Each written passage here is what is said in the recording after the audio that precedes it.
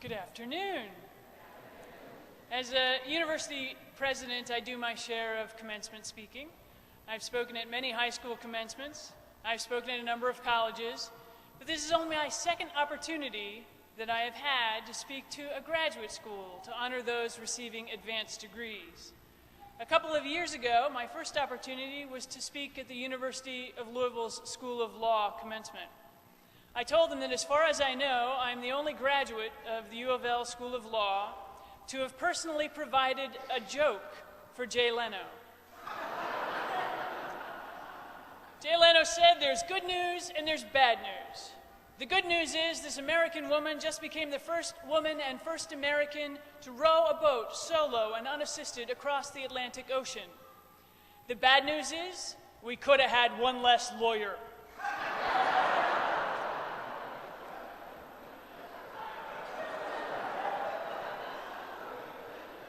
I am a rower. I tend to do things backwards. Boats go that way as you travel. I can prove I do things backwards because I went to divinity school first and then I went to law school. Most people do it the other way around to atone for their sins.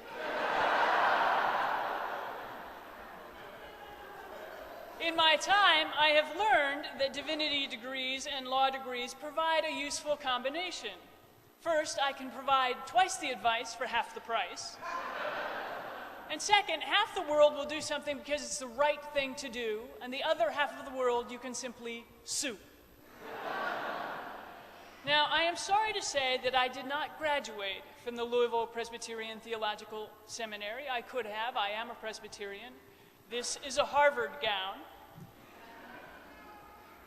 I was a student at Harvard in the late 1980s. In those days, it was said that the Harvard canceled the divinity and the divinity canceled the Harvard, and students ended up in an existential void. Why are you laughing? That's not funny. There were 60 people in my entering cohort. Most of us planned to be ordained, but only 2 of us still planned to be ordained when we graduated. I hope that the graduates today are not lost in an existential void. If you are, see me afterwards. I will loan you my compass. I myself chose not to become ordained. This puzzled me for many years. I was raised a Presbyterian, and now I am leading a Catholic school. Archbishop Kurtz has been very kind and patient with me, but I doubt he would have allowed an ordained Presbyterian minister to become the first non-Catholic president of Spalding University.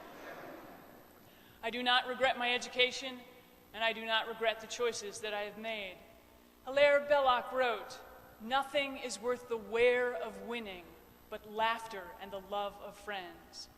The more I win, the more I remember, nothing is worth the wear of winning, but laughter and the love of friends."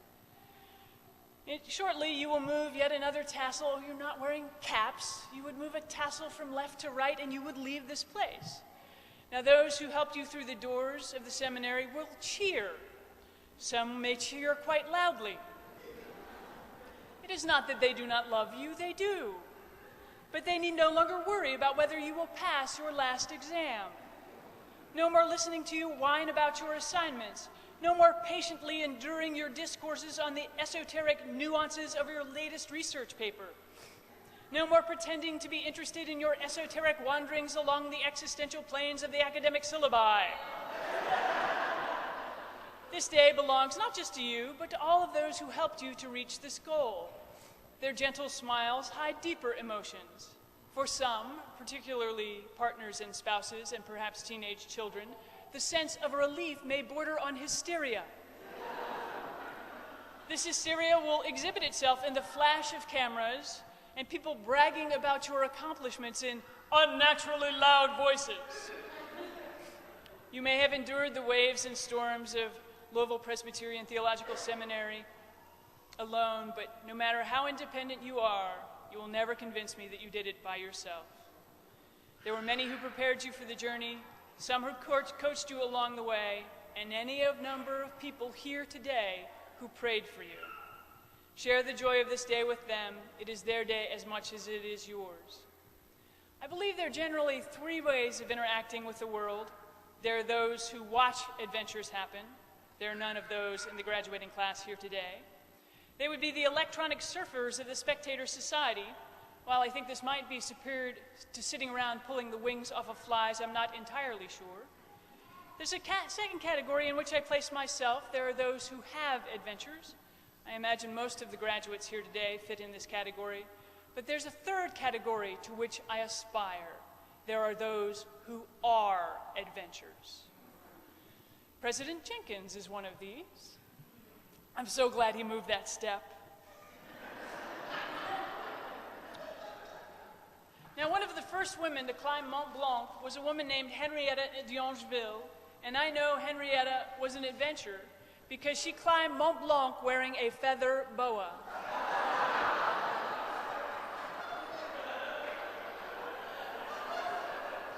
You go, girl. She did that because she wanted the men seated in the lodge at the base of the mountain to be able to see her make it all the way to the top through their telescopes. I do love adventures, and I love being around people who are adventurers. I've had the privilege of striking up a friendship with a historian of religion, Karen Armstrong. Karen has written more than 22 books on the history of religion. One evening, she was giving me grief about rowing a boat across the ocean. I said, "You wrote a history of God."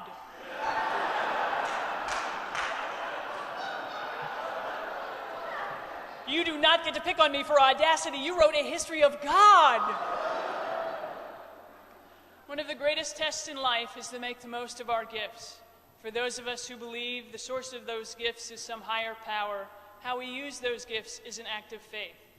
The paths you have chosen are not likely to make you monetarily wealthy, but you understand better than most that there is more to life than what one owns and what one earns. You will not take jobs that you do not enjoy so that you may purchase things you do not need to impress people you do not like, because you are not demented.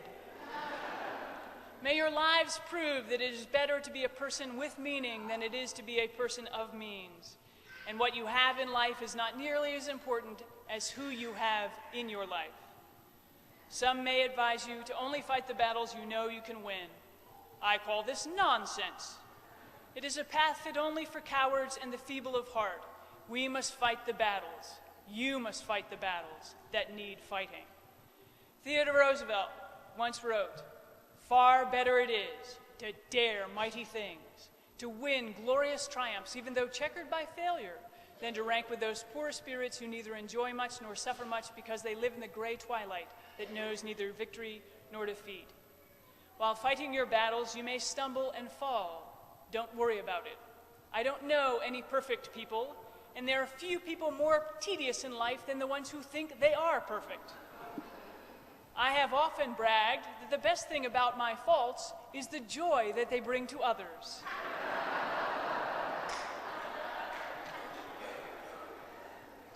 There are occasions when a university president can get just a little full of herself, and when I think I know the way to go and the world should just follow me, I think of something that happened when I was skiing to the South Pole. Now, you don't go anywhere in Antarctica without your glacier glasses on, because snow blindness is a real bummer. And we traveled for 7 days in whiteout conditions. Whiteouts happen when the clouds come down on the surface of the snow. Up is white, down is white, left is white, right is white, and you literally cannot see the ground in front of you.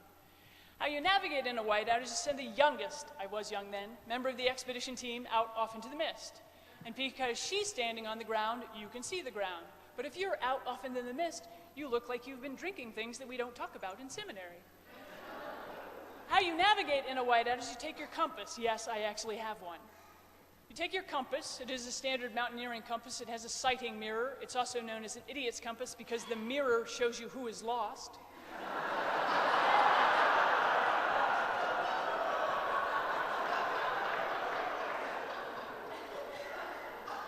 You take your compass and you look for any landmark due south, and I was really excited. This one day I had a perfect piece of sastrugi, a bump in the snow. Perfect sastrugi due south, 180 degrees. I skied right for it, skied right for it, skied right for it. Colonel Ron Milnarek was my second that day, and it was his job to correct any deviations in my course. Colonel Milnarek said, "Tori, you're veering right." "No, I'm not. I was young and perfect." I checked my compass. My sastrugi was due south. Skied right for it, skied right for it, skied right for it. Tori, you're very right. No. I was a graduate of the National Outdoor Leadership School. I knew how to use a compass by Harry God. I checked it again. Skied right for it, skied right for it, skied right for it. Tori, you're very right. That's it. He's a dead man. I'm going to have to kill him. I don't fear right. Doesn't happen.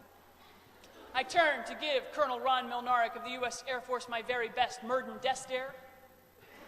And when I did that, I realized my sastrugi off in the distance was a spot of frost on my glasses.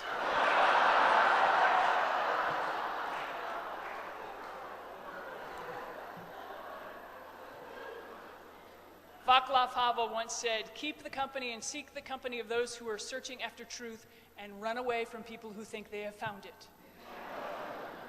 The beauty of an education is you get to choose your landmarks. You get to choose the books you read. You get to choose the things you believe in. You get to choose the friends you surround yourself with whom you surround yourself. Forgive me. No one of us is perfect. Each of us is a blend of dust and divinity. Each is mortal and each heroic. It is up to us, it is up to you to close the gap between the promise of humanity and the performance of human beings.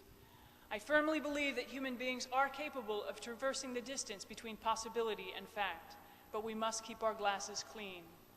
We all face obstacles, each and every one of us. We all have mountains to climb and oceans to traverse. I hope yours aren't literal oceans, it's really boring. We tangle with storms, we all face waves, we take on the challenges before us one step at a time, one stroke at a time. Step after step, we traverse the distance between possibility and fact. As Goethe said, whatever you can do or dream you can, begin it. Boldness has genius, power, and magic in it. The boat that I rowed across the ocean was called the American Pearl. I named it that because a dream is like a grain of sand that works its way into an oyster. And if you work at it and work at it, it can become a pearl. To this day, I think of the people who helped me as the pearls. Each pearl is an adventure. No doubt some of your faculty and some of your classmates have become pearls in your lives. Cling to them. Do not lose them. I commend you for reaching this milestone in your life. I commend you for your achievements and for the achievements you are yet to make. Louisville Presbyterian Theological Seminary has prepared you well. As scholars, you are creative individuals. You possess a clarity of mind and an energy of will. I have no doubt you shall meet the challenges of the coming years. You have warmed yourself by the fires of your family who raised you. At Louisville Presbyterian, you have gathered the tinder of knowledge.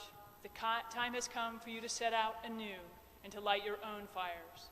The world cries out for educated voices. It does not take an education to see pain. It takes an education to do something about it. As I wind this up, it is my job to fill your head with platitudes, one or two of which you might actually remember. So I'm going to tell you the top 10 things I think I know. Socrates said, "All I know is that I know nothing." I should stick to that, but I'm going to tell you the top 10 things I think I know. Number 1, silence is golden. And if silence should fail you, duct tape is silver. And it comes in a multitude of colors. Number 2, roadblocks only block the road. They don't block the grass, the path, the water, or the way less traveled. Roadblocks only block the road. Number 3, do not treat others in a way that makes them feel small. If treating others in ways that make them feel small becomes a habit, it will make you smaller. Number 4, it's never too late to have a happy childhood. I've had several, and I'm planning several more. Number 5, do not wait until you are old to become an eccentric. Go for it. John Stuart Mill wrote that so few now dare to be eccentric marks the chief danger of our time, and he wrote that a very long time ago. Number 6, if you have to keep something that you are doing a secret, then perhaps you should not be doing it. Number 7, don't take yourself too seriously. No one else does.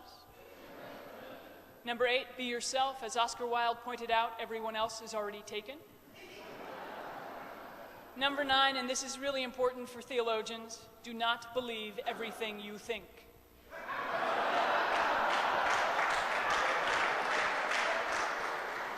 Eat chocolate, wear sunscreen, and learn new things whenever possible.